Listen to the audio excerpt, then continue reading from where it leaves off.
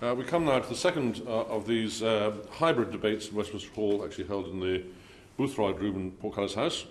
And I think, should I say, from my point of view, I think an extremely good innovation. We have a debate entitled LGBT Conversion Therapy. Before we start, perhaps I could remind members of one or two matters. Social distancing must be maintained in this room, which has been already. Those who are here are expected to be here for the beginning and for the end of the debate, including those who are with us virtually. Please stay until the end. And well, those who are here physically should use a wet wipe to clear up the spaces after the spoken. So with that, I call Elliot Colburn from Carshalton and Wallington, who is virtual, to propose the motion.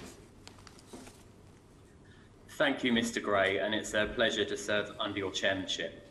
I beg to move that this House has considered E-petition 300976, entitled Make LGBT Conversion Therapy Illegal in the UK.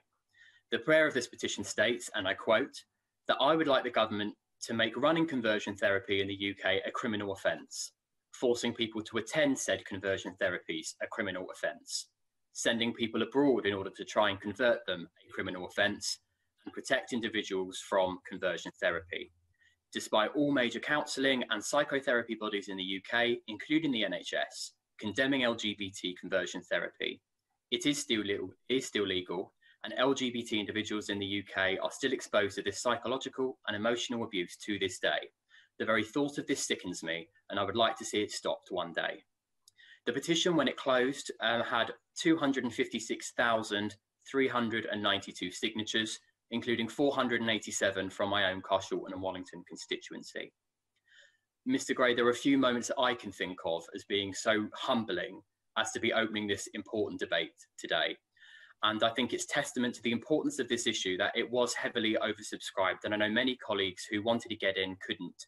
And I just want to briefly say thanks and acknowledge from my side of the House the campaigning done by my honourable friends, the members for Darlington, Bracknell, Aylesbury, Redcar, Watford, South Ribble, High Peak, Bishop Auckland, Bury South, Burnley and others.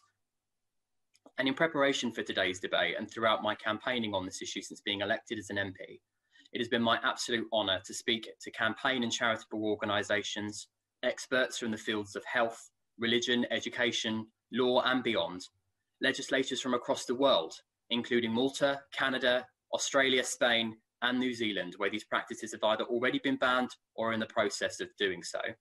But most importantly, I'm grateful to the survivors for speaking out and sharing their stories. Their bravery in shining a light on these abhorrent practices will help save countless lives in the future if we can secure this ban. But first, we must ask ourselves, what is conversion therapy and why does it need to be banned? According to a May 2020 report by the UN Office for Human Rights, and indeed by a definition from the GEO, so-called conversion therapy is an umbrella term used to describe interventions of a wide-ranging nature, all of which have in common the belief that a person's sexual orientation or gender identity can and should be changed. These so-called therapies can manifest in many forms, from pseudo-psychological treatments and aversion therapies, to practices that are religiously based, such as purification or fasting. At its most extreme, there's been evidence that this can also involve physical and sexual violence, including so-called corrective rape. I want to share just some of the stories of the survivors that have bravely shared their stories with me and the world in an attempt to help campaign for the end of this practice in the UK. The first is Joe's story. As a boy, Joe was grappling with his hidden gay identity. Before leaving for his year in Yeshiva in Israel, a highly significant moment for many young Jews, he sought out conversion therapy and began weekly phone calls with a so-called therapist. After a year, this had clearly not worked and instead sought in-person therapies, where a group leader would force them to process moments of homosexual attraction, only for them to then be scrutinised, judged and shamed, leaving Joe with an immense sense of depression. Thankfully, after hearing other Orthodox gay Jews speak out about their own experience, he stopped his conversion therapy, but the experience has left a scar to this day. Next is Josh's story. Josh went undercover in a Liverpool church in 2017 for the Liverpool Echo. which offered a cure for homosexuality through a 3-day starvation programme. The assistant pastor told Josh to starve himself and not drink any water before taking part in weekly prayer sessions, referring to being gay as the deceit of Satan. In these prayer groups, it was said that the assistant pastor would shout phrases such as "kill it with fire," "die in the fire," whilst members of the congregation were seen crying, shaking and sweating, and apparently appearing to speak in tongues. What is also shocking is that the assistant pastor was at the time, and I can find no evidence to the contrary that he is no longer, a doctor within the NHS. Finally, I want to talk about Carolyn. At 17, Carolyn confided in her local vicar her feelings of self-hatred and depression and suicidal thoughts because she did not feel like a boy. Her vicar took her to a doctor in a psychiatric hospital where Carolyn was strapped to a wooden chair in a dark room, and as images of women's clothing were projected onto the wall in front of her, the doctors would deliver a painful electric shock, hoping to associate the feelings of being a woman with memories of intense pain. And like Joe and Josh, this experience remains with Carolyn to this day. Joe, Josh and Carolyn are just 3 survivors that I've had the privilege of speaking to who've experienced a wide range of these so-called conversion therapies, and I want to commend them for their bravery in speaking out, sharing their story and campaigning to end these practices in the UK. And indeed, sadly, they are just 3 of many. The government's first ever national LGBT survey in 2018 of over 108,000 LGBT people in Britain found that 7% of respondents had either undergone or been offered conversion therapy. 13% of trans respondents had undergone or been offered conversion therapy. Of those who had, 51% said that this was conducted by faith groups, and a further 19% said that this was done by healthcare providers or medical professionals. However, as the Ban Conversion Therapy Coalition has outlined, given the clandestine and deceptive way these so-called conversion therapies are offered, giving them different names or dressing them up as alternative treatments, etc., the real number is likely to be a lot higher. And tragically, we will never hear the testimonies of so many who felt grappling with their own identity whilst also being told how wrong they were through these therapies, left them feeling with no other option than to take their own life. This is also an important point. We're not here talking about harmful practices that occurred some time ago. This is happening today, right here in the UK, right now. The UN report into conversion therapy last year summed it up perfectly when it concluded that any and all forms of conversion therapy are inherently degrading and discriminatory. They're rooted in the belief that LGBT persons are somehow inferior, and they must at any cost modify their orientation or identity to remedy that supposed inferiority. Indeed, so strong was this report that it called for nothing less than a global ban on conversion therapy. And here in the UK, the practice has received almost universal condemnation. In 2017, a Memorandum of Understanding on Conversion Therapy in the UK was signed by NHS England and 12 other psychotherapy and health bodies, charities and organisations. And I want to thank Iggy Moon for their time in speaking to me about the impact this has had. In another very powerful intervention, the Church of England in 2017 also passed a motion condemning these practices and calling on the government to ban it, a call that has now been echoed by over 370 global religious leaders and organisations. And I want to pay particular tribute to Jane Ozanne and her foundation for her leadership, her courage and her tireless efforts in campaigning on this issue. And finally, in the National LGBT Action Plan of 2018, the UK government committed to bring forward proposals to ban conversion therapy, something which has been echoed many times in the House since that commitment was made. So we have the agreement, we have the commitment, and we have a coalition of voices from all parts of society urging this ban to be brought forward. But what we need now is the action. Because with every day that passes, there is another person at risk of being subject to this degrading treatment, and we risk losing even more lives for people who feel there is no other way out. And these are the final 2 points I want to raise today. First of all is what this ban must include. The government doesn't need to start from scratch, as highly praised examples already exist in places like Madrid, Malta, and Victoria in Australia. Learning from these examples and in line with the UN report's recommendations, this ban must cover both the public and the private spheres, all forms of intervention, no matter what they may be, whether that be healthcare, religious, cultural, traditional, etc. It must cover both children and adults, cover both those that have been coerced and indeed those that consented to these conversion practices. An up-to-date definition of advertising to ensure that it encompasses both public, private, community spaces and online advertising. The sending or the threatening to send someone overseas to undergo so-called conversion therapies, establishing a punishment framework for non-compliance and investigative frameworks, creating mechanisms for support and redress to victims, and finally, it must truly protect all LGBT+ people. This cannot just be a gay conversion therapy ban, but cover degrading and inhumane interventions aimed at changing anyone's sexual orientation, gender identity, or expression. We must remember that this is about the practice themselves and about the fact that absolutely no one should be subject to these abhorrent interventions. And to avoid confusion and protect those delivering real support and actual support for LGBT+ people, laws passed elsewhere in the world have introduced specific mention of what should not be considered as part of their bans, including safe and supportive therapies. But finally is also the need for a timeline.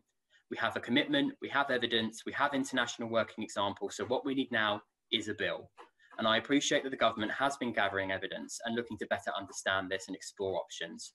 But I hope that the Minister will be able to deliver some good news today and tell us when a bill will be published so that we can debate it on the floor of the House. To conclude, Mr. Gray, the evidence is clear. So-called conversion therapy doesn't work. There's no scientific basis for it whatsoever. And parts of every section of UK society have come together, united in their condemnation and calling for it to be banned. 2021 looks like a year of restarting, of reopening, of regrowing. So let's add to that positivity by getting a conversion therapy ban onto the statute books this year. And I'd like to end by saying that as a gay man myself, and on behalf of LGBT+ people in the UK and around the world, we are here, our existence is real. Our lives are valid, and we cannot and do not need to be cured. Thank you. The question is, this House has considered E-petition order. The question is, this House considered the E-petition 300976 relating to LGBT conversion therapy. It may help the House to know that some 50 people put in originally to speak in this debate, of which the Mr. Speaker has selected 20. If they are to achieve that number, then I'd suggest that, courtesy to each other, a maximum of 3 minutes, perhaps 2 minutes would be even better. And with that, we go to Oakhill and South Perthshire, John Nicholson.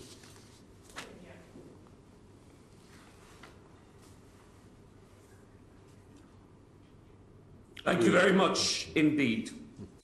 Converting gays. Just ponder for a moment how primitive that concept is. A cruel hangover from a darker time, a time when to be gay or lesbian or trans was to be flawed or inadequate. I don't know why I'm gay. I don't know why I have green hair or curly eyes, but I do know that no one made me gay. I was born gay. When I was younger, to borrow from Alfred Kinsey, I'd have taken a magic pill to make myself straight. But I now know that's not because I hated being gay, but because I didn't want to be the victim of prejudice. Who does? We know there is no magic pill, nor do we need one. We need love and acceptance. LGBT conversion is the very antithesis of that. It promises a cure where none is available, nor is it needed. We look back in horror at the tortures endured by our LGBT brothers and sisters, even in recent history.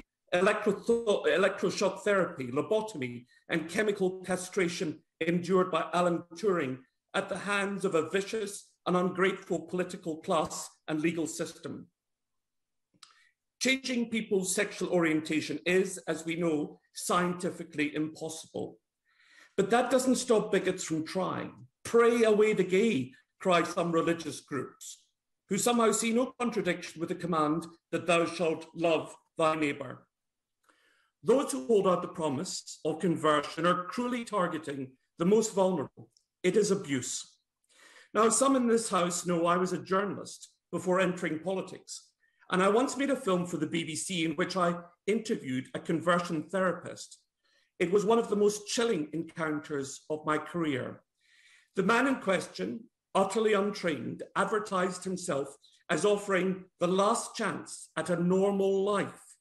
He preyed on the young and the vulnerable, teenage boys and men in their early 20s, terrified of who they were. He talked of weak fathers and overbearing mothers. I sat in on one session and it was gibberish. I asked the man what his motivation was, and he told me that his gay son committed suicide using the car exhaust pipe in their garage. The boy had written 2 suicide letters, one for his father and one for his lover. And the man showed me the letter that had been written to him. The handwriting tailed off as the boy lost his consciousness. He was pleading with his father to understand his anguish. He couldn't reconcile his certainty that he'd been born gay with the church's teachings. And he implored his dad to befriend his boyfriend and learn acceptance. So what did you do? I said to the father. He said he redoubled his efforts to convert and confuse the young. We must protect society from men like him. I welcome this petition. The government must now act. Crispin Blunt. I congratulate my honourable friend for Carshalton and Wallington for leading this debate so well and his committee for securing it. I have 2 key points for the government. First, we must legislate, deliver the promise to protect in law, use the work done in the Equalities Office before 2019, use the examples elsewhere, particularly in Spain and the Australian state of Victoria, who have already legislated. Our common law system enables the drafting challenge of defining conversion therapy to be met. There is no need to overcomplicate this. The police, the prosecutors, and jurors will know conversion therapy when they see it. Most critically, the victims will know it too, and they will have been equipped with a defense mechanism. This law is an important step as a declaratory statement, as it is as a legal tool. And if you're LGBT, it says that the state supports you. It supports how you want to live your life. So when victims find themselves under pressure, improperly applied to convert them to something they are not, they will know that it is against the law and that they can call it out, that they can say to the person or people who are the source of this. We have lost the sound, Mr. Blunt.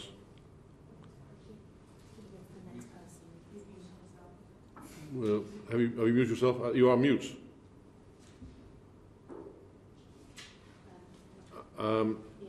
You are mute, according to the screen. Okay. You're back in. You're back. My apologies. So it gives the victims the opportunity to go to the police and therefore to have a weapon in their hand against the source of the conversion therapy, that the state is on the side of their freedom, the freedom that individual is trying to take away from them. The second point I want to make is that this protection must include trans people. They are by far and away the most vulnerable group amongst those of the LGBT community. Identity around gender dysphoria is surely a much more challenging thing to meet than a minority sexuality, but all must be protected. It must include trans people not only because they're the group that need it the most, but because since 2018, when it appeared that trans people were on a trajectory to achieve their rights and protections to live their lives as they wish, supported by the government's comprehensive LGBT action plan, all of that now seems to have changed. They are a community under siege. Organizations whose principal raison d'etre is to attack and challenge the very legitimacy of trans people have come into being and appear to trans people to be firmly in the ascendant. And remembering that the lived experience of trans people reflects the awful paucity of services for them in the United Kingdom, graphically illustrated in Vice News in January and November, it also They see 250 articles a year in our newspaper, a record in the Times, attacking them. They see groups like Conservative Women and the LGBT Alliance, whose purpose, it seems, is to protect cisgender women from trans women who seem to have the ear of ministers. They see GRA reform abandoned. The principle of gender-neutral legislation reversed only last week. Gender is much more complicated than sexuality, and the drafting of this ban on conversion therapy will need to protect those giving informed, regulated, and properly peer-reviewed advice to assist those on the path to reconcile their gender dysphoria. But if legislation doesn't include the protection of trans people, it will send the unmistakable message to them that their government does not want them to protect them, does not value them, and that at some level it doesn't really accept that trans is really a thing. And that awful message would inadvertently make their government party to the practice of conversion therapy itself. Dame Angela Eagle. Thank you very much, Mr. Gray. I was proud to be a minister in the last Labour government, which did so much to ensure that LGBT plus people were finally afforded equal rights in law. But there is a difference between ending bigotry and prejudice in law and making this right to equal treatment and respect a reality for every LGBT plus person in our country. The petition that we're debating today aims to move us further to that point. It would seem like an obvious non-contentious step when considering the mistaken beliefs which underlie the existence of this degrading and dehumanizing practice, that sexual orientation can be changed, that LGBT plus people are a threat to society, that they're evil or disordered, that LGBT people are ill or sick or can be cured, that LGBT plus people can be persuaded or forced to become heterosexual by undergoing treatment or counselling. Now, Mr. Gray, if this sounds almost medieval in its approach, that's because it is. Yet every day, people in our country are having their lives and their mental well-being put at serious risk by being subjected to attempts by people who have power over them to change their sexual orientation. The extent of its prevalence in the UK is shocking, as we have heard in the excellent opening contribution by the MP for Carshalton and Wallington. There is very strong evidence of the harm that conversion therapy inflicts, with over half of those who've gone through it reporting mental health issues, including breakdown, eating disorders, substance abuse, suicidal thoughts, and suicide attempts. Evidence also shows that this is being inflicted mainly, but not only, on vulnerable LGBT plus teenagers. Now, this is horrific, but it's not surprising. Being told you're sinful, evil, disordered for being yourself by faith leaders or your family creates self-loathing and trauma that only the strongest can survive. Being told to pray harder to change, to question your innermost feelings and thoughts, being taught to hate yourself. None of this should be legal, and it certainly causes untold damage and trauma for those who encounter it. There are many survivors who need specialist help because of the damage that this unethical and degrading process has caused. The government must end the delay and bring forward a ban now. So I welcome this petition. I look forward to what I hope will be the Minister's positive response and a timetable for legislation. Thank you very much. David Mundell. I want to thank my honourable friend, the member for Carshalton and Wallington, for his thoughtful opening of this debate and his moving acknowledgement of survivors.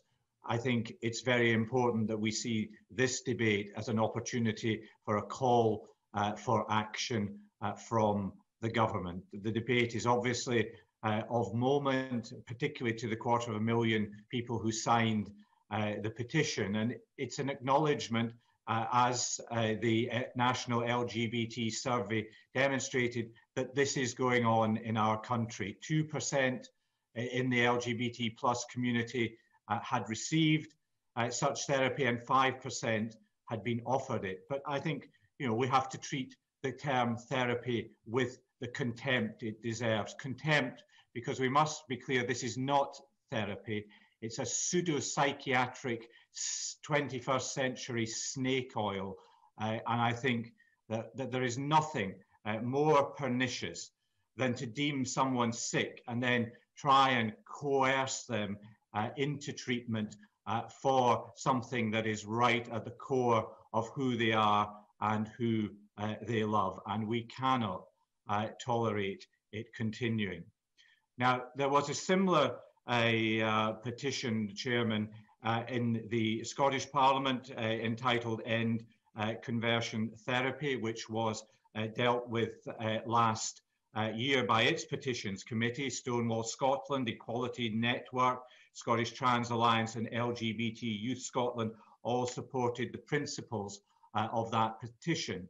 And in response, the Scottish Government, positively from my perspective, because it's not always how they respond, said that they wanted to work with the UK Government to bring about a ban. And I want to encourage that working together on this issue so that we can deliver a ban that works across the United Kingdom and impacts on those in my own constituency in Scotland who might be put in this position. And I also want to see the Scottish Government and UK Government working as well on the GRA issue, because as my honourable friend mentioned in relation to trans issues, we need those issues to be dealt with, in my view, on a UK-wide basis.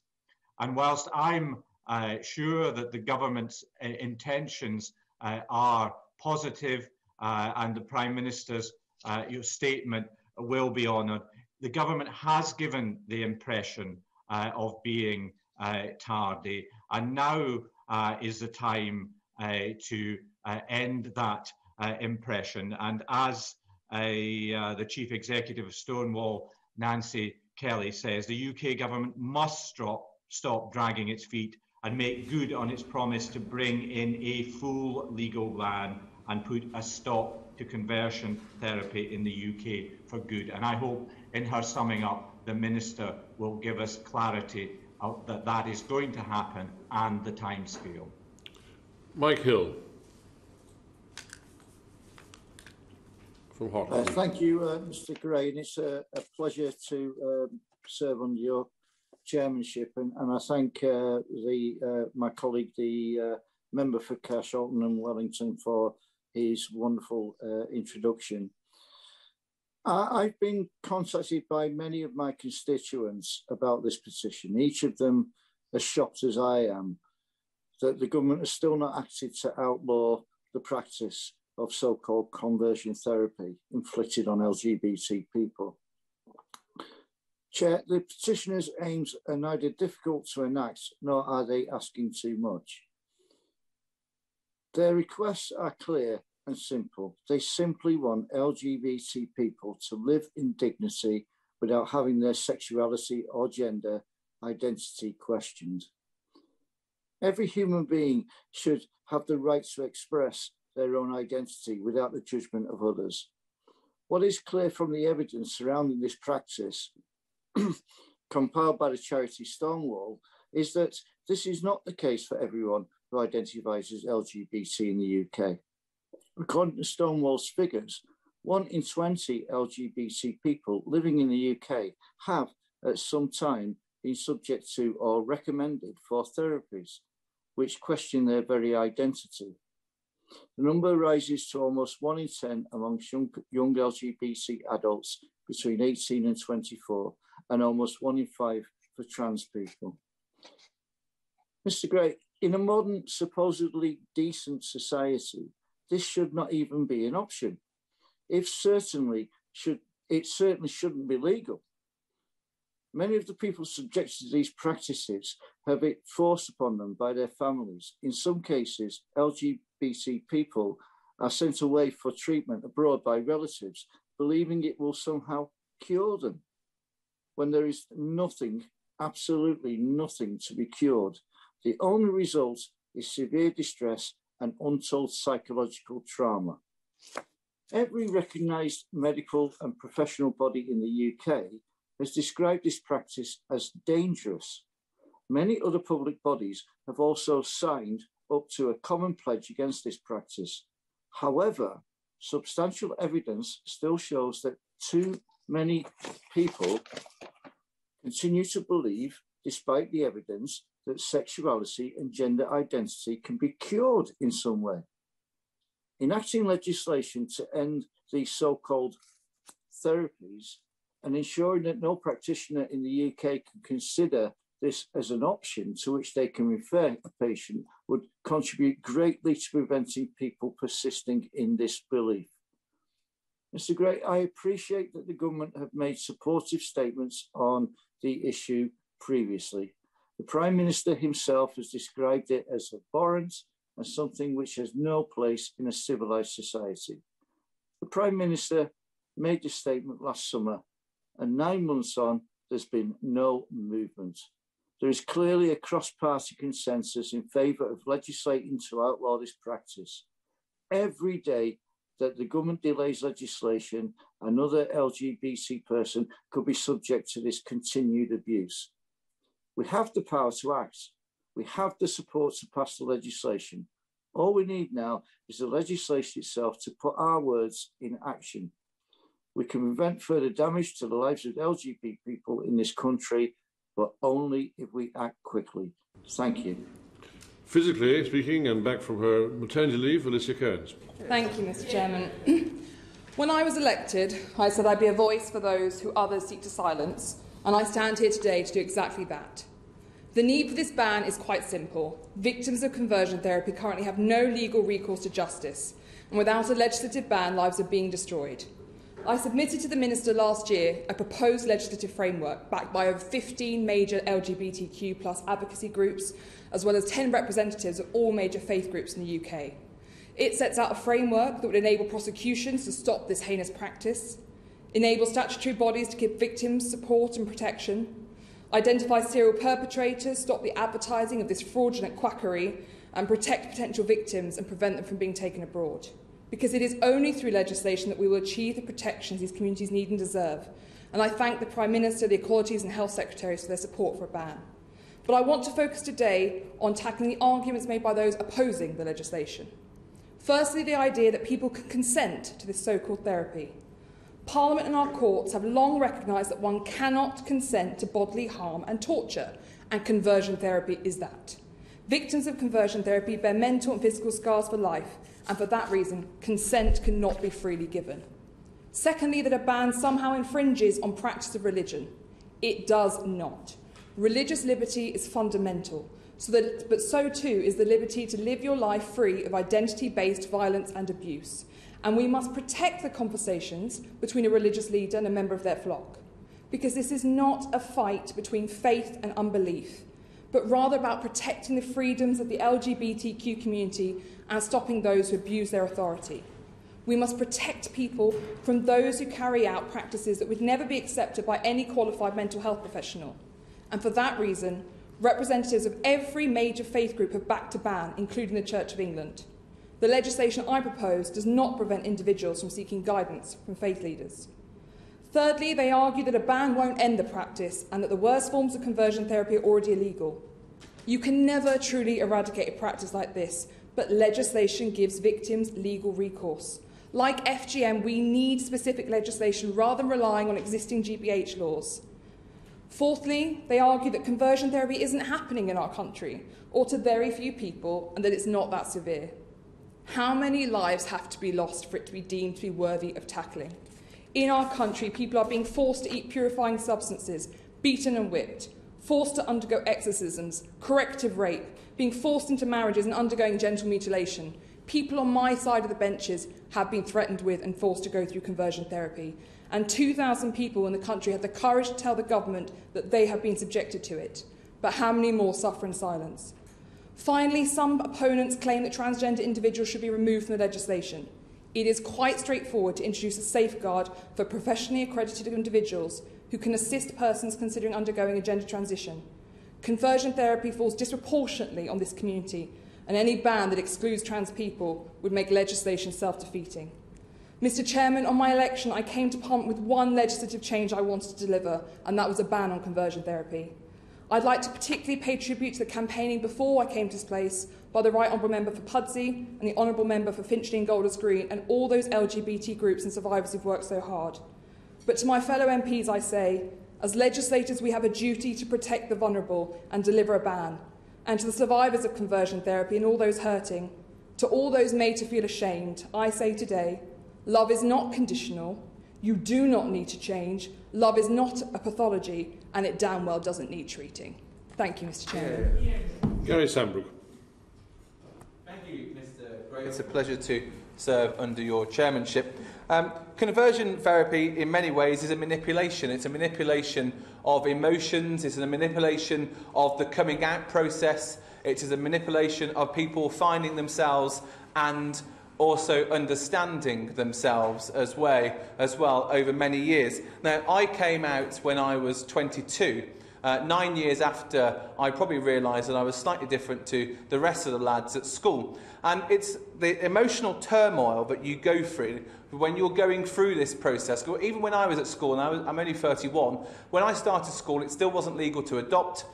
Marriage was a distant away thought, and until recently the NHS still didn't want my blood. But we go through this process, and it is incredibly difficult for people to process it because you put yourself under so much strain and pressure, because for many people the emotions that they feel, the emotions which are being manipulated by this conversion therapy, and for me and for so many other people, it's an emotions of shame, it's of not belonging, it's about being selfish. And it's these things that we put ourselves through, and you talk yourself down, and you end up convincing yourself that you're doing wrong, but it's other people, but you're trying to deliberately behave differently to other people. And I remember the reason why it took me so long to come out of the closet is because I didn't want to tell my mom, but she wouldn't be a granny because I'm an only child. And you put yourself through this for years and years. Now, I was very lucky because I plodded on and I managed to get through that period in my life, which is very difficult. But for so many other people, they can have those emotions manipulated. And by allowing this to continue, these conversion therapies, we are opening the door to this sort of practice to continue. Now, Mr. Gray, I talk about gay and lesbian people because I am gay, but I also fully support many of the contributions today that say that this conversion therapy needs also to end for trans people, and I am 100% behind that battle too, Mr. Gray. And I think it's very important that and through you, I must send a message to the government, but it's taken 3 years since this promise to ban conversion therapy. We have got to get on with it. We have got to make sure that we deliver on it, because every day is a delayed day, another day when somebody else has their emotions manipulated, another day where someone else's life could be ruined forever from going through these highly traumatic experiences. And this could be any one of a number of us. I look through and I think you can see similarities in the stories that you read, and you can point out and you think, this was me at one point during my life, or this was a friend of mine at some point during their life. And I look at the apology which was given last year by the University of Birmingham, where electric shock treatment was given to gay people in the 1970s, and you can think, this could have been me. And for all those people, we owe it to them to make sure that we ban conversion therapy as quickly and as soon as possible. Because if we allowed that door to be open for much longer, Mr. Gray, but I fear the consequences for so many young people, and not just necessarily young people, but people who go through their life. It could be middle-aged people, people who are later on in their life, who find themselves, who hide things, who make daily lies a normal thing like I did to try and cover their tracks. This sort of stuff puts you through enormous emotional turmoil, and that's why it is so important that we ban conversion therapy as soon as possible. I apologise to the House. I inadvertently missed out the Honourable Lady from Walthamstow, Silla Creasy. That's cool.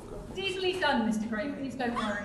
But I am honoured to be able to take part in this incredibly important and powerful debate that clearly has cross-party support. And I want to start by paying tribute to the member for Carshalton for how he introduced the debate, and for also in particular centering the survivors of conversion therapy in his remarks, which I think is so incredibly important in a debate like this, to remember who it is whose voices may not yet be heard in this place, but for whom we need to speak, I also want to pay tribute to the journalists Patrick Strudwick and Vicky Beeching, who've done amazing work on uncovering and talking about their own personal experiences of this and bringing to the fore an understanding of just how toxic this treatment is.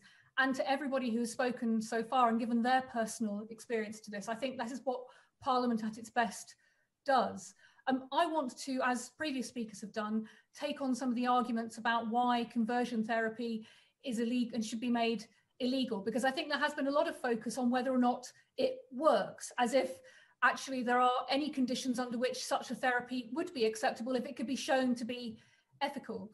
We know that many of the major bodies in the UK from the psychotherapy units have outlawed this practice and said that it has no semblance of evidence basis behind it. But I believe that we have to make this illegal to send that very clear message that it's not about whether homosexuality is a pathology, because it's not. It's not about whether being trans is a pathology, because it's not. It's a part of who you are. And we in this place need to send that clear message that we will not see that sort of behaviour being indulged. We will not see this as a question of medical ethics, but one about a progressive, inclusive society that bans practices that demean, belittle and discriminate against people. We know where young people who are gay, lesbian, transgender or bi grow up in communities where they are not supported, they are 8 times more likely to have attempted suicide, they are 6 times more likely to report depression, and indeed 3 times more likely to use illegal drugs. The consequences of living in a society where this is even a debate are far and far between many different communities. But we know this is a very, very live debate. We know right now that there are websites that you can go to book conversion therapy, and that they talk about this as a matter of free speech. So let's put that argument to bed today. It is not a matter of free speech to cause somebody harm in the way that conversion therapy does. They also claim that this is about a conflict with spirituality. There is no conflict with spirituality. I will not give a platform to these organisations that you can find, but I want to give a platform to the House of Rainbow and the Reverend Mother Jeed McCauley, who is a proud member of my local community in Walthamstow and a proud member of our local faith communities too. He teaches us every single day that God loves you, not that God cares about who you love. Those are the organisations that we should be supporting. But we also need to send a very clear message that this is not just about the medical side of it, it's simply about living in a better society, and we want to outlaw it to protect people from the harm and damage that it does. We know that it is possible to do. Quite frankly, when countries such as China, Brazil, Argentina, Ecuador, Malta, and even Samoa have got a ban, we could do it in the UK, and we could do it very quickly. As this debate shows, there is cross-party consensus to do it. So I urge the Minister to use the energy from this debate, the support across civil society for action, not delay any further. Let's make Britain proud to be a world leader for once in some of these issues, rather than follow the pack. Let's tell everybody in our community that we love them, not for who they love, but for who they are. Hannah Bardell. Thank you very much, Mr Gray. It's a pleasure to serve under your chairship, and I can think of no better way to open my speech where the Honourable Lady for Walthamstow finished off with a passage from Vicky Beeching, who gave me a lot of support before I came out publicly. In her book Undivided, Coming Out, Becoming Whole and Living Free from Shame, she says, "There was only one thing that had caused vast emotional strain in my life for years. I'd known I was gay since I was 12 or 13. Keeping that hidden for 2 decades had been wrecking my heart and mind. Now, as I neared the age of 30, it seemed to be wrecking my body too. All these years, I'd prayed and fasted, submitted myself to an exorcism, confessed to a Catholic priest, believed that conversion therapy could change a person's orientation, read the Bible until my eyes were sore, and never acted on my attractions, even once. I'd done anything and everything to try and become straight or to shut down any desires for a life partner. My immune system, my adrenals and my sympathetic nervous system were all stretched to breaking point from years of living in fight or flight mode. And if you need any other first-hand accounts of how devastating conversion therapy is, this from a good friend of mine who wanted to remain anonymous shared this with me. I'd not known until today what they had endured. It's only now, at almost 35 years old, that I even have some small level of strength to begin to deal with it. It cost me most of my teenage years and 20s. I still struggle with acceptance of my sexuality to this day, which has affected my ability to have any open and meaningful relationships. went through years of really dark mental health battles because of this. The first time I tried to kill myself by suicide was at 12 years old, because I wasn't who I was meant to be, and this was unfortunately the beginning of what was to become a very dark decade of self-hatred, brought on because of these practices. It's torture, and it has had lifelong debilitating effects that affect every part of my life. It has to stop. The simple fact is that you should not have to choose between your religion and your sexuality, or between following the faith of your choice or the person that you love. I may not be part of any, formally part of any faith, but I recognise what a huge part faith can play in many people's lives and in our society.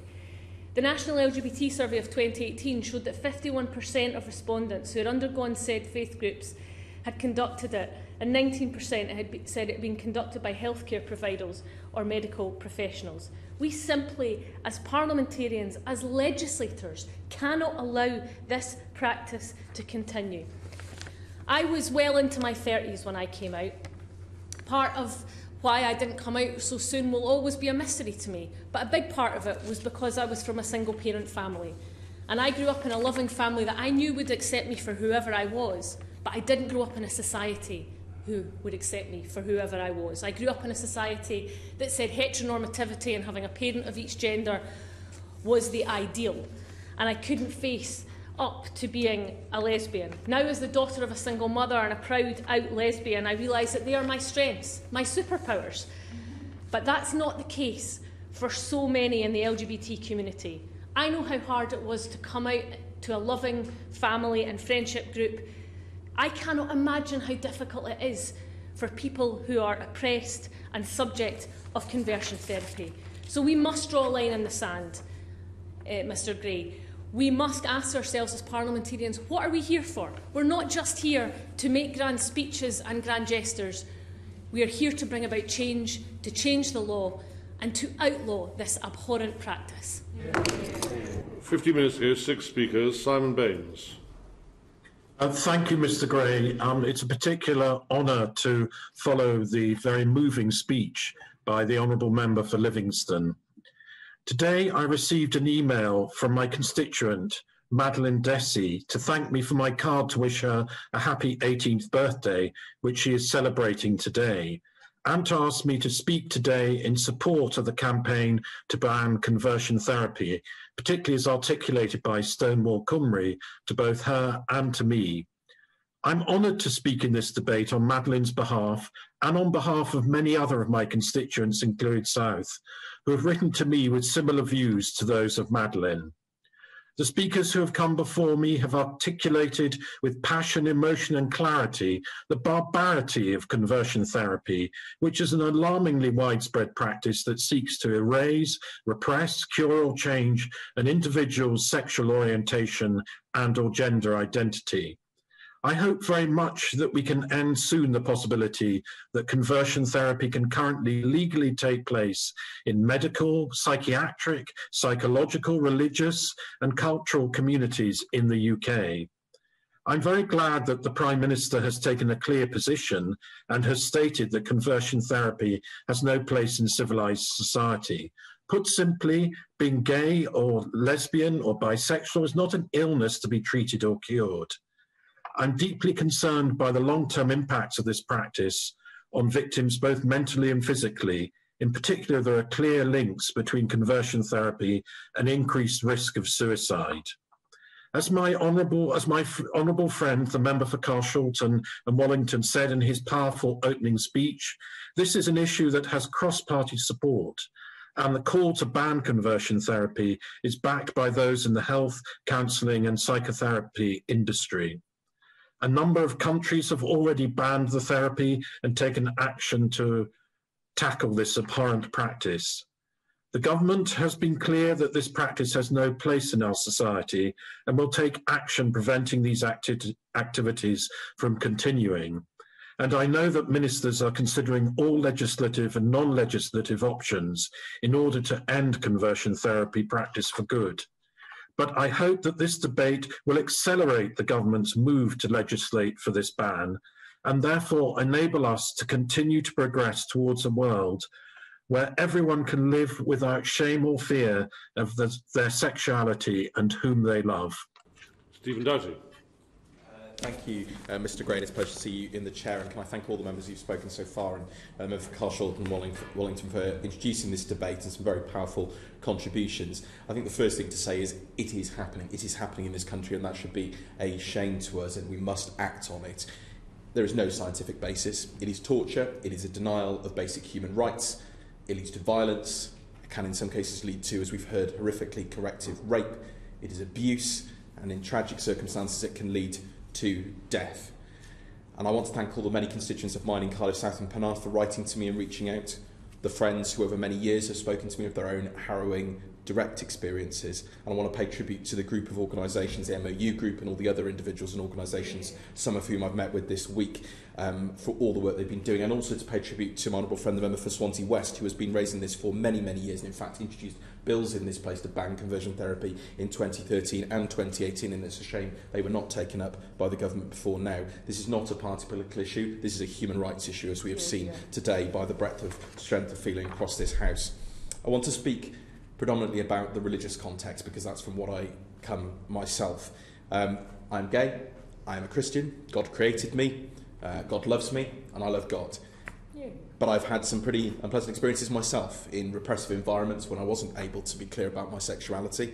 I was very lucky, Mr Gray, that I saw a therapist once who I said, I don't want to have a sham marriage, I don't want to have a sham heterosexual marriage. And she just said, you don't have to, Stephen, you don't have to.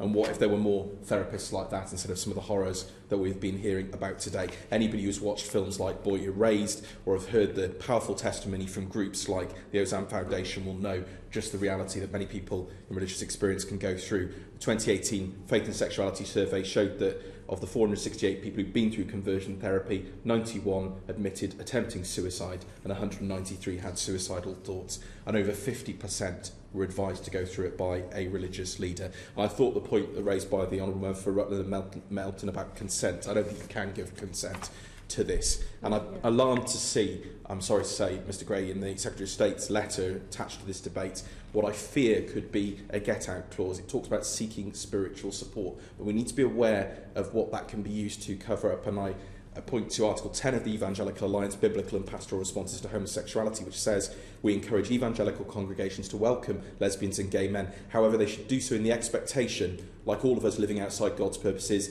the need to be transformed and the need for pastoral care during this process and after a person has renounced same-sex sexual relations. That, I think, could be used as a cover, I think, some very, very dangerous practices. I stand by all of those who stood by the trans and non-binary community in this. They must absolutely be included in this, and we must also protect the legitimate services that are there to support them through transition and through the challenges that they face. We have to ban this, and I hope the Minister will be able to explain what is the definition of seeking spiritual support, how will trans and non-binary people be protected, and when, Mr Gray, are we going to get on with this? Thank you, Mr Gray. It's a pleasure to serve under your chairmanship, and also I must declare a brief interest in that my husband works for an LGBT charity that works in schools. The member for Wallasey touched on the fact that society has come a long way, some of which has been law-led and some of which has been developments over time. And ultimately, I think the discussions around conversion therapy are really about acknowledging who we are, not who we want to be, not who society wants us to be, not who our parents want us to be or our friends want us to be, but who we are as individuals. And to be different is still difficult. So many things have changed and society has improved, but we still live with tremendous pressures upon individuals who still feel the need to deny who they are. And actually, one of the difficulties I've had in listening to an amazing array of speeches today from people from all parties, and this is a cross-party issue and debate, is that actually what we want to do is to solve everything, to speak to every person in this country and say that you can be who you want to be and you can be proud and you can be happy. And we cannot do that as lawmakers because there are only so many things that are under our control. But one thing that we can do, and there is a clear consensus within this room and all of the people on these wonderful screens in front of us, is that we can take a step in the right direction and end this abhorrent practice. Not my words, the words of the Prime Minister, where there is no medical justification. This is something that is, I think it may have been the member for Wallasey who said it was medieval, and I think that term is absolutely right. And I stand as someone who is openly gay and came out at a comprehensive school in Doncaster, and I'm not religious, but I didn't have the best experience with that, and I'm sure many people can relate to that.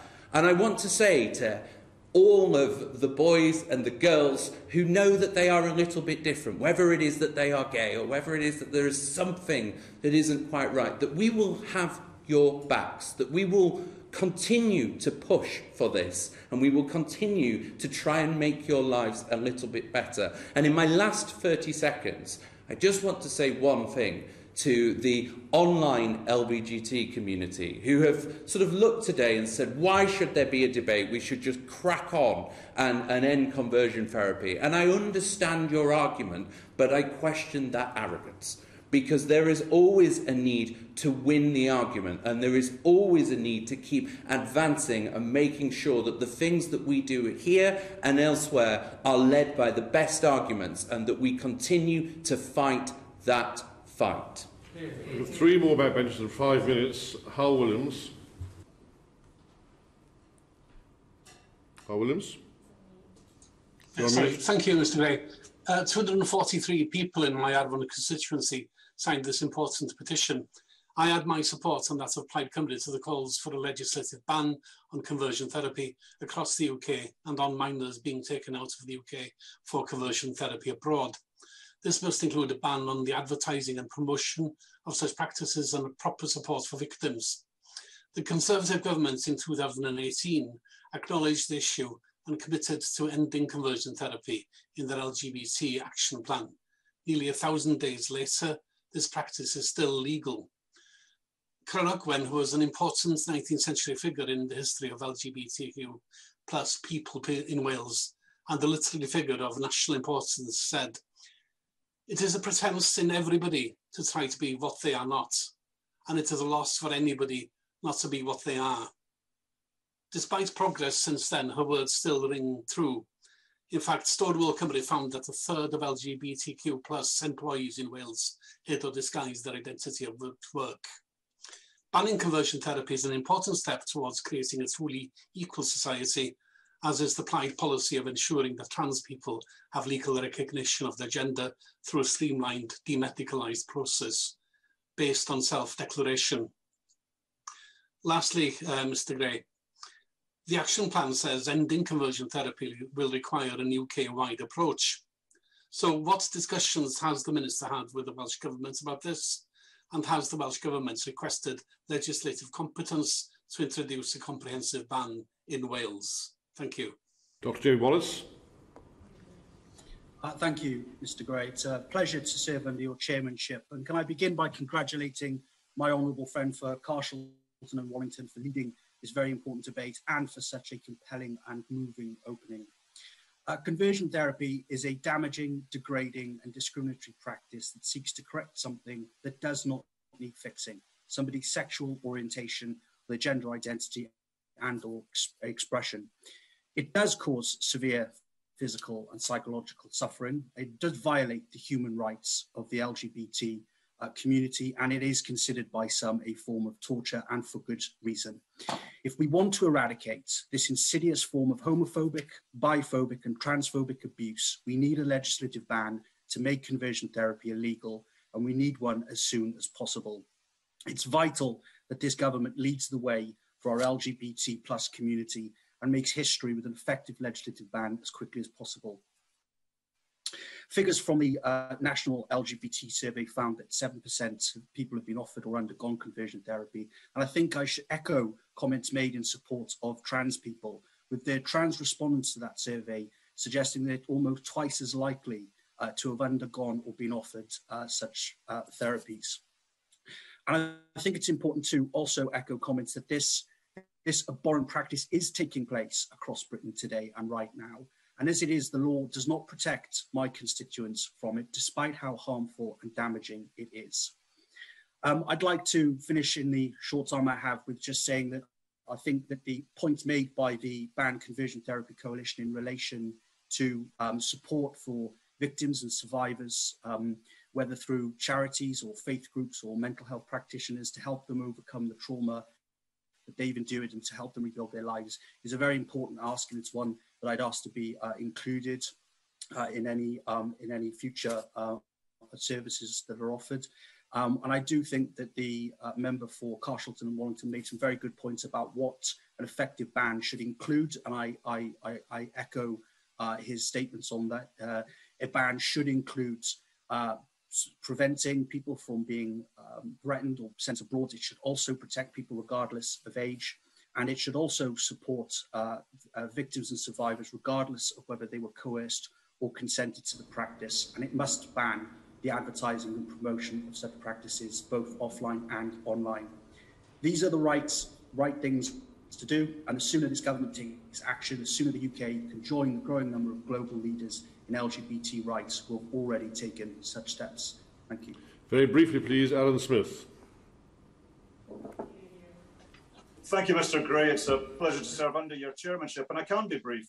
I called for this debate back in September, and I'm very glad to see it tonight, and very glad also to see so many passionate and thoughtful contributions from all points of the compass across the House. This is an issue that we do need to act upon. I particularly praise the member for Carshalton and Wallington on an excellent speech. Also have to say the lady for Rutland and Melton made a very, very strong contribution. It's good to see her back, and she's just demonstrated why it's good to see her back. She's done a power of work on this issue, and it's great that there is such a cross-party consensus upon it. So I'll confess as well, I'm a gay man, but I've got no experience of this directly, I'm happy to say. But the scale of the problem was something that has been news to me, frankly. The UK government's own 2018 LGBT survey, 5% of respondents have been offered conversions therapy, 2% have undergone it in one shape or another. But under the trans community, it's even higher. 9% have been offered, 4% have undergone it. So I think there's much to agree with in the discussions tonight, but I think it boils down to one phrase: let's get on with it. And I say that as a challenge to our minister, while offering my support in our efforts. I think there's a cross-party need for this. Work is well advanced on the proposals for a legislative framework. There is work to be done, of course, but work is well advanced. The NGOs are behind it, the Equalities community is behind it, the faith groups are behind it, so there's cross-party support. The Scottish Parliament, the Welsh Senate, and many in Northern Ireland are supportive of this legislation, and we need to get it done. The only people who are speaking in defence of it, frankly, to my mind, are quacks, bigots, and bullies. And they need to be called out for what they are and their dreadful activities and dreadful consequences criminalised. So if the UK government's serious about bringing forward legislation, it'll have my support. And I look forward to hearing some good news from the Minister tonight. Thank you, Mr. Gray. Kirsten Oswald. Thank you, Mr. Gray. It's a pleasure to serve under your chairmanship, and it's a pleasure to have heard such impassioned and important speeches as we have. The stories that people have told have made it very clear the damage that's been done and the lasting consequences for lives. I think that's well understood, so it must be time for action. When I looked into the background to today's debate, I was struck by the number of signatures on the petition that closed in September last year compared to two previous petitions on the same subject in 2017 and 2018. Across the UK, the number of signatures increased over sevenfold from 2017 to last year's 250,000 signatures. In my constituency of East Renfrewshire, the 2017 petition attracted 33 signatures, but almost 400 of my constituents signed last year's petition, and I've heard from a great many of them by email also. And that upswing in signatures tells us two things.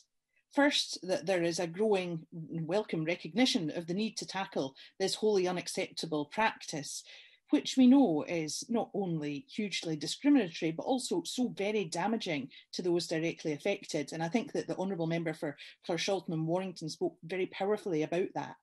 And the second reason for the upswing in support for the petition could very well be a growing frustration that action is taking so long, which results in those who are potentially directly affected feeling that we are not listening to them. And I think a similar frustration was expressed clearly by the Honourable Member for Finchley and Golders Green when over 5 years ago he sponsored a debate on conversion therapies. And in that debate, he wondered why we're struggling to get conversion therapy banned when there's such significant agreement on the issue.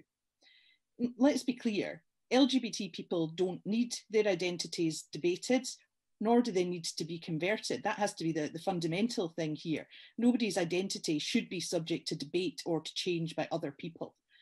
So when we get to the end of this debate and hear the Minister's response, I hope that that's what she's going to say. And I hope that the Minister will accept these concerns about delay and will respond to them by telling us what the hold-up is. As the Honourable Member for Stirling's just said, let's get on with it. Is there some reason for the delay? Is the government experiencing some pushback on this? Who would be doing that? And what's prevented action being taken before now? Because it's quite difficult to comprehend, really. The Honourable Member for Livingston described in vivid detail why that matters and what a horrific impact this has on many lives. And the UK government have been clear. I accept they said they're committed to banning this, and I really welcome that. But it is nearly 3 years since they laid out a plan to ban conversion therapy across the UK. And since then, it looks a bit like inactivity and prevarication to me. It looks like they're kicking the can down the road. And meanwhile, as the Honourable Member for Ochil and South Perthshire so eloquently described, more and more human tragedies occur. So in July 2017, the UK government launched what would become, with over 108,000 respondents, the largest national survey of LGBT people undertaken anywhere in the world. But as the Honourable Member for Arfon has told us, almost 1,000 days after publishing the results and an accompanying action plan informed by its findings, it seems that the government is still at the research stage. And I have to ask, what exactly are they researching? You know, in July last year, the Prime Minister said his government will do a study on where conversion therapy is happening and its prevalence, and then bring forward plans to ban it. But that information is already there. It's contained within the survey that the government already did, with over 7,000 people who'd either undergone conversion therapy or been offered it among the respondents. That surely provides a clear picture of the geographic spread and the demography of conversion therapies across the UK. So this determination to do more research 3 years on really doesn't look like a process of implementing change. It looks more like an attempt to stave off change, and that's not okay. The UK government's also said it will take a UK-wide approach to this now. And the Scottish Government has expressed its support for action by the UK government. There's already cross-border cooperation on the issue. For instance, NHS England and NHS Scotland both signed up to the 2017 Memorandum of Understanding, along with other stakeholders, to record their commitment to ending conversion therapy in the UK. And commitments like these, and from health groups, counselling groups, psychotherapy groups, many religious groups, they're all really welcome. But we need now to do our bit. We need action. And if we look at the July 2018 action plan, the UK government did say it would bring forward these proposals. But its correspondence in May 2020 with the APPG for Global LGBT Rights, which I am a member of, raises some quite serious questions about what progress we're really going to see. There are examples of attempts to implement a holistic ban on conversion therapy, starting with Brazil, which acted on this issue over 20 years ago. That's something we could ponder. Action's also been taken by Canadian cities, by Spanish cities and provinces, including Madrid, which opted, and Andalusia, which adopted a broad definition of conversion therapies as all medical, psychiatric, psychological, religious, or any other interventions that seek to change the sexual orientation or gender identity of a person. So given these widespread examples and the widespread understanding of good practice, it's very concerning that in her response to the chair of the APPG, the Minister, the Honourable Member for South West Norfolk, mentioned Germany and Albania as countries which she's reaching out to gain an understanding of the way forward. What's proposed in Germany looks like it could be a prohibition on conversion therapies only on minors and on adults whose participation was secured by coercion or deception. That would absolutely not, and I quote, end the vile practice of so-called conversion therapy, which the Minister says in her letter is her intention. There's a real danger of going down a road like that.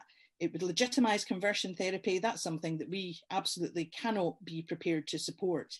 And just to be clear, and to echo the very sensible words of the Honourable Member for Dumfriesshire, Clydesdale and Tweeddale, this is not therapy. It's a very unfortunate thing that this is the phrase which people use to describe this practice. So what I would like to hear from the Minister is a response that tells me, is the government actually thinking about bringing forward a more narrowly defined bill? I certainly hope not, but if that is the intention, when did that change of policy take place and why would that be? And I think that the Minister's mention of Albania also raises some serious questions about the government's commitment here. In Albania, every therapist has to be a member of the Order of Psychologists, and it's that body, not the state legislature, that's banned conversion therapies. So there seems to be little that we can learn from the Albanian approach that hasn't already been implemented in the 2017 Memorandum of Understanding. So why is that raised as an example? I'm concerned when I look at all of these things that what's happening is the UK government is potentially finding diversions along the way to avoid confronting the difficulties it now faces due to changes on its own backbenches. I hope I'm wrong in that. The LGBT community cannot be held hostage by right-wing politics or by changes in political personnel. And I say that, but I am very mindful of the really powerful speeches that we have heard today from members all across the House, including very powerful speeches by Conservative members. And I'm taking some heart, I have to say, from these very consistent and clear words that have been spoken.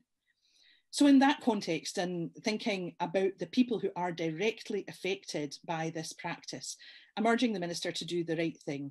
We've got a responsibility here to take action to right wrongs. This needs to be made illegal. Nobody should be subjected to this kind of assault on their identity. It needs to stop, but it won't stop until we move this from being a debate to being a reality. It's time to make progress, and I really hope that that's what the Minister tells us is going to happen. Thank you. Charlotte Nichols. Yeah. Thank you. And can I say what a pleasure it is to see you in the chair, Mr Gray. I want to congratulate the Honourable Member for Carshalton and Wallington on securing this important debate.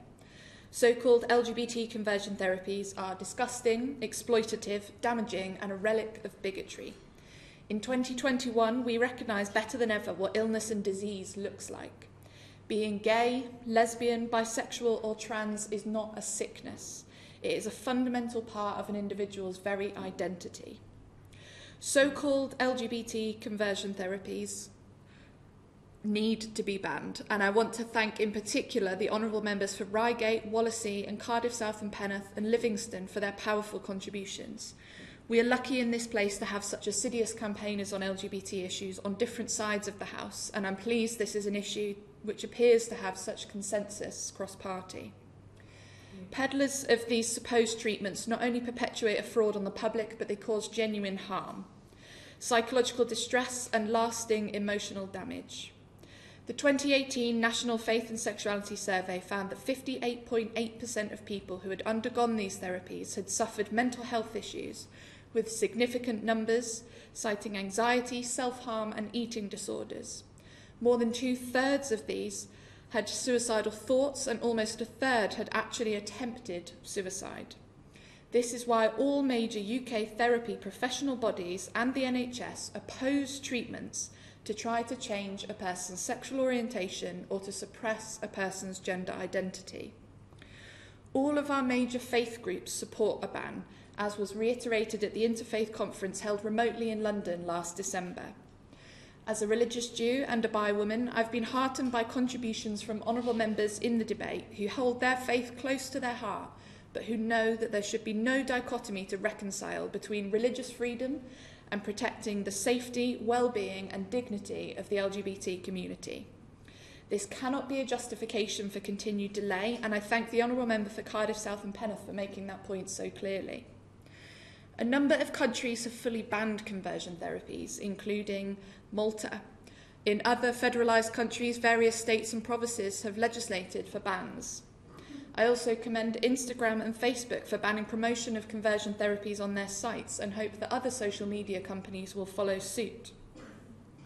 In 2018, the Right Honourable Member for Maidenhead, the Conservatives announced in their UK LGBT+ action plan that they would ban conversion therapies. This was apparently still their policy at the last election.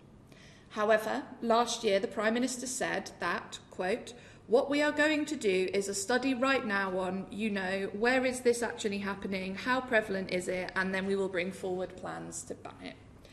I'm sure that colleagues on all sides, not to mention the LGBT community, will say that we have waited long enough. The Labour Party supported the Ministerial and Other Maternity Allowances Act last month that rightly permitted the Attorney-General to take maternity leave. It showed that the government is able to take legislation through quickly when it wants to, and it did not require lengthy studies to continue the prevalence of Attorney-Generals becoming pregnant. There are LGBT+ people experiencing harms from these practices every day, and the longer we wait for action, the longer they are denied legal redress. The most recent annual update on the implementation of the government's LGBT action plan was published in July 2019. Given that it is now 2021 and February was LGBT+ History Month, when can we expect the publication of the 2020 annual update? Labour has consistently urged the UK government to live up to their promise and implement the 2018 proposals. My right honourable friend, the member for Battersea, the Shadow Secretary of State for Women and Equalities, has continuously pressed the UK government to deliver on its LGBT action plan.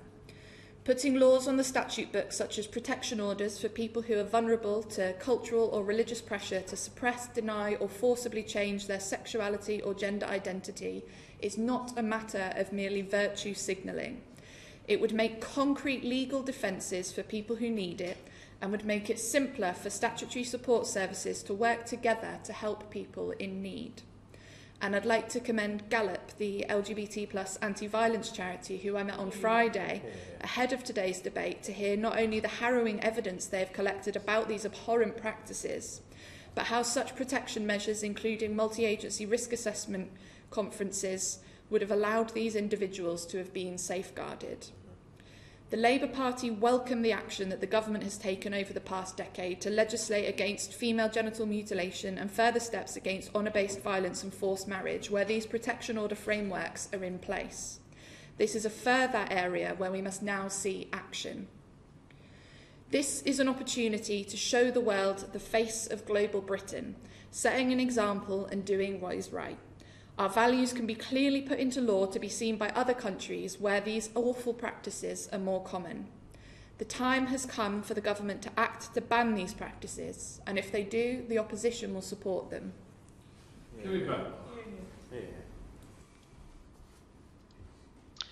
Mr. Gray, it's a pleasure to speak under your chairmanship. May I start by thanking those who signed the petition for raising the important issue of conversion therapy, and to my honourable friend, the member for Carshalton and Wallington, for bringing forward this debate. Thank you also to all colleagues here today for speaking so passionately about this issue. I know how important this issue is to all of us, to so many parliamentarians, and it is right that we should have this time to debate the matter, and I will endeavour to answer the various questions put this evening. I'm pleased to be able to respond, not just to acknowledge the importance of the topic, but to say more about the government approach to ending conversion therapy. We have a proud record of championing equal opportunity, and it is of great importance to me and this government that everyone has the freedom to live their lives as they see fit without fear or intimidation. I want to assure you that we are committed to ending conversion therapy in the UK, and we take this issue very seriously. The Prime Minister has also reiterated recently that we want to end conversion therapy and underlined that this practice has no place in civilised society. It is indeed shocking to think that conversion therapy practices even still take place in modern Britain. Yet the 2017 National LGBT Survey found that 5% of respondents, people in the UK, had been offered conversion therapy and 2% had undergone it. The National LGBT Survey was launched in 2017 and received over 108,000 responses, making it the largest survey of its kind in the UK. The aim was to gather more information about the life experiences of LGBT people in the UK and the biggest difficulties they face, including conversion therapy. Acknowledging that conversion therapy is wrong and should end is only the first step to tackling these behaviours. This government wants to ensure that we correctly identify and capture these harmful practices. To do this, we have been working hard to establish a clear view of what constitutes conversion therapy. The term conversion therapy is often used as an umbrella term for a number of acts. On the most egregious end of the spectrum are acts of violence. Around the world, sexual violence, including rape, is used in sinister attempts to cure a person, or supposedly cure a person, of an innate aspect of their person. One may also be beaten, forced to fast, or to take snake oil medicines, all because of who they are and who they love. We are fortunate in this country, we have cultivated a robust criminal law framework for dealing with these types of conversion therapy. I would like to take this opportunity to be clear that if you commit an existing offence in the course of conversion therapy, you will be prosecuted to the full extent of the law, no matter what your reason is for doing so. At the extreme end of these practices, this could include facing charges of rape or grievous bodily harm. At the other end of the spectrum are those acts which are primarily delivered through the spoken word or through the guise of healthcare support, such as advertising and selling products, or charging a fee to undergo conversion therapy practices. The government has been clear that we do not intend to stop those who wish to seek spiritual counselling as they explore their sexual orientation. However, there will be cases where a line is crossed, where someone is actively seeking to change another's sexual orientation, an innate aspect of their personal identity, via coercion under the guise of spiritual support. The government will be exercising great care when considering what constitutes conversion therapy, what doesn't, and therefore how it should intervene. However, just because greater care is required does not mean we are shying away, or we should shy away from protecting our most vulnerable from these practices. It is clear that conversion therapy is associated with significant mental health problems and isolation from a support network. This in turn can potentially lead to homelessness and abuse. We are also alive to ensuring that the action we take does not push these practices underground, which could ultimately cause more harm to those who are victim to them. Our response to this issue will ensure we end these practices, not hide them. It may help to explain the work the government is doing to tackle conversion therapy. Officials are undertaking a review of the current legislative framework to see how conversion therapy can be stopped by making use of existing laws and offences. As I have mentioned previously, many acts of conversion therapy are already illegal. This includes sexual violence and kidnapping, as well as inciting violence. People who are engaged in these criminal activities can and will be prosecuted for doing so. Where dangerous practices are not already unlawful, we are examining the best ways to stop them without sending them underground. This government believes a comprehensive approach is needed to end the suffering these practices inflict. We need to explore all measures to combat these abhorrent practices and ensure survivors have access to the help and care they need. In addition to this work on legislative and non-legislative measures to end conversion therapy, we have commissioned research into the scope of practices and experiences of those subjected to conversion therapy so that we can fully consider the needs of all those it affects. This is important in our approach to establishing the most effective way to stop this happening. Once the findings have been reviewed, we will continue to engage with key stakeholders and ensure we progress an effective approach as quickly as we can. I know there may be questions around what a legal ban could include, and we've heard a number of views on this evening. This is an issue which we are actively considering and one on which we have been consulting widely to seek a broad range of views. We will continue this engagement to ensure any action we take is proportionate and effective. As I said earlier, I also want to make it absolutely clear that we do not want to prevent LGBT people from seeking support on their own terms. People will always have the right to seek support from anyone and have conversations to rationalize and understand their own identity. We will not restrict the right to seek counsel when needed. However, this does not mean we will tolerate the use of conversion therapy as we've described today. We are working to understand the impact on wider rights and freedoms of any government action to tackle conversion therapy. The legal landscape is complex, and we want to ensure we get our proposals absolutely right. We will continue to engage with the religious organisations and groups to understand how to best support LGBT people of faith. It is not the place of a government to dictate what is legitimate spiritual guidance. However, it is the government's place to protect all its citizens, and we will not tolerate the use of harmful, coercive practices under the guise of spiritual support. I'm also pleased that all major counselling and psychotherapy bodies in the UK have agreed to tackle conversion therapy in healthcare settings. We will engage with experts to understand the best way of ending conversion therapy in these contexts in a targeted and proportionate way. It is also encouraging to see jurisdictions around the world starting to take notice of this issue and join us with their own commitments to ending conversion therapy. We are in conversations with international counterparts, both those who have introduced a variety of legislative and non-legislative actions and those who plan to. While it is important to figure out what will work in the UK context, we may also look to our friends around the world to understand the effectiveness of different approaches. Honourable members have mentioned, for example, that Germany has implemented a ban on conversion therapy for minors only, or when an adult has been coerced, and I understand other countries such as Malta have also taken this route. However, we understand that different countries will take different approaches that best suit their needs. This is not a one-size-fits-all approach. The safety of LGBT people in the UK in every aspect of their lives is of the utmost importance to me, including our work on conversion therapy. However, this is only part of the work we're doing to promote equality for everyone. The government understands that colleagues across the House have taken the time to attend this debate, are passionate about the work my officials and I are doing, so I wish to update you on all the broader LGBT work we're undertaking. In April 29, we appointed Dr. Michael Brady of King's College Hospital to be the first national advisor on LGBT healthcare. This appointment shows the government's commitment to improving healthcare for all.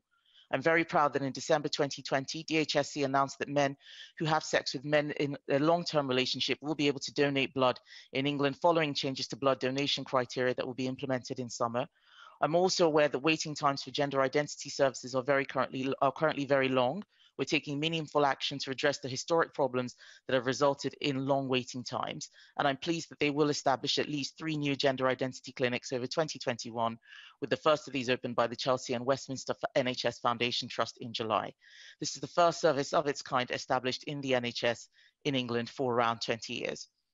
Mr. Gray, there's so much more that I would say about the work that the government is doing, but I'm afraid we are out of time. Our goal now is to end these harmful practices. We are going to engage widely and listen carefully so that we can develop measures that end them for good. I know that all members are keen to know the timetable. We continue to work to ensure that the actions we take are proportionate and effective, and will set out our next steps soon. We've heard a range of views and voices, and it is imperative we continue a constructive dialogue to ensure that we get our proposals right. And to answer the question for the member for Arfon, officials in the Government Equalities Office have been in liaison with Welsh Government officials and know the Welsh Government has not requested devolved competence. So, Mr. Gray, put simply, being LGBT is not an illness to be treated or cured. This is an issue that has cross-party support, and the call to end conversion therapy is backed by those in the health, counselling and psychotherapy industry. I'm absolutely committed to ensuring that LGBT people can be truly safe and free to live their lives as they wish, and this will be the next important step in ending conversion therapy for good. I wish to take this opportunity to thank all colleagues who have spoken in this debate today in supporting of ending conversion therapy. It is wonderful to see so many people united against this abhorrent practice, and I look forward to many more debates on this issue, and I'm happy to continue individual engagement as I've already done where there are further questions. Thank you. Elliot Colburn. Elliot Colburn, why not? Thank you, Mr. Gray. And in my short summing up, I sadly don't have time to go through everyone's contributions, but I do want to send my heartfelt thank you to every member who has spoken today for their very powerful interventions. It's proven to be a truly cross-party moment, this. And I hope that this has proven that there is true consensus across the House that we want to see a ban on conversion therapy brought forward, and brought forward sooner rather than later. I thank the Minister for coming and replying, and I hope that we can send her away today with the message that we do want to see some proposals come forward very, very quickly indeed. And I believe I speak for everyone who has spoken today that we would like to see those proposals in the form of a bill. Can I thank you, Mr. Bray, for being in the chair and for allowing the petitioners' concerns to be raised this afternoon. Can I thank the petitioners for signing this petition? And can I end by reiterating what so many people have said throughout this debate this afternoon, that being LGBT is not an illness and we do not need to be cured. The question is, this House has considered E-petition 300976 relating to LGBT conversion therapy. Let's make that opinion say aye. Contrary, no. I think the ayes have it. The ayes have it. Order, order. Will members who are physically here please remember to leave by the exit-only side door on my left.